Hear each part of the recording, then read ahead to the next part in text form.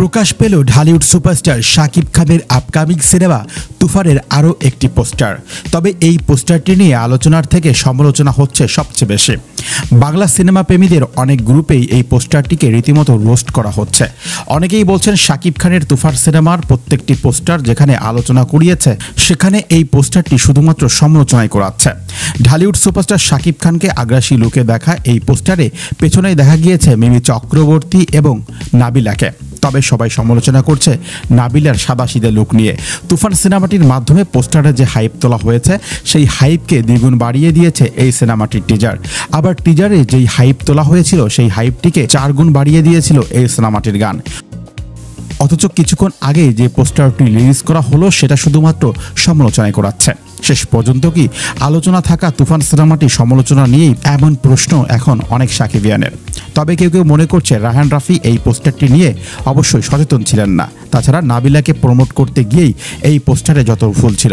তুফান সিনেমাটিতে তুফান চরিত্রে অভিনয় করছেন ঢালিউড সুপারস্টার শাকিব খান। 80 থেকে 90 দশকের একজন গ্যাংস্টারের চরিত্রে দেখা যাবে শাকিব খানকে, যিনি কিনা চাইবেন দেশ শাসন করতে এবং তিনি চাচ্ছেন তার কথা মতোই যেন বাংলাদেশটা চলে। এমনই কিছু ডায়লগ দিয়ে সমাজ মাধ্যমে যেখানে শাকিব খান একটা হাইপ তৈরি করেছেন, সেখানে হঠাৎ করে মিমি চক্রবর্তী এবং নাবিলার সাথে শাকিব খানের যে পোস্টারটি শেয়ার করা হয়েছে সেটি নিয়ে তুমুল সমালোচনা হচ্ছে। হলিউডে শুধুমাত্র একজন স্টারের ছবি দিয়েই পোস্টার তৈরি করা হয়। মেইন স্টারকে হাইলাইটস করে সিনেমাটির টিআরপি কয়েক গুণ বাড়িয়ে নেওয়া হয়।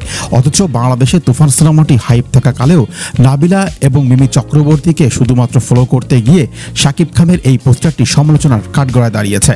অথচ এর আগেও শাকিব খান এবং মিমি চক্রবর্তীর একটি পোস্টার অবমুক্ত করা হয়। সেই পোস্টার নিয়ে সমালোচনা না, সেই পোস্টারটিও ছিল আলোচনায়। তাহলে কি সবচেয়ে বড় সমস্যা নাবিলায়? এখন দেখার বিষয় শেষ পর্যন্ত এই পোস্টারটি কি ফুল অ্যান্ড ফাইনাল পোস্টার হয় কিনা।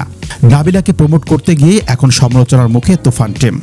যদি এই পোস্টারটি ফুল অ্যান্ড ফাইনাল হয় সেক্ষেত্রে আবারও সমালোচনার কাঠগড়ায় দাঁড়াতে হবে তুফান টিমকে, এমনটাই দাবি করছেন শাকিব খানের অগণিত ভক্তরা।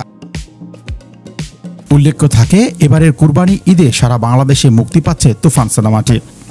অথচ একসময় কথা ছিল বাংলাদেশ এবং পশ্চিমবঙ্গে একসাথে রিলিজ পাবে তুফান সিনেমাটি।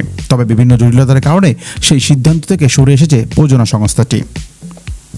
শেষ পর্যন্ত এই সিনেমাটি কি ওয়ার্ল্ড ওয়াইড রিলিজ পাবে কিনা সেটি নিয়েও এখন সন্দেহ রয়েছে। সমালোচনা আলোচনাকে পেছনে ফেলে তুফান সিনেমাটি বক্স অফিসে কি দাপট দেখাতে পারে সেটি দেখতে হলে অপেক্ষা করতে হবে আর কয়টা দিন। আরিয়ান সাকিব টোটো, নরাল এক্সপ্রেস।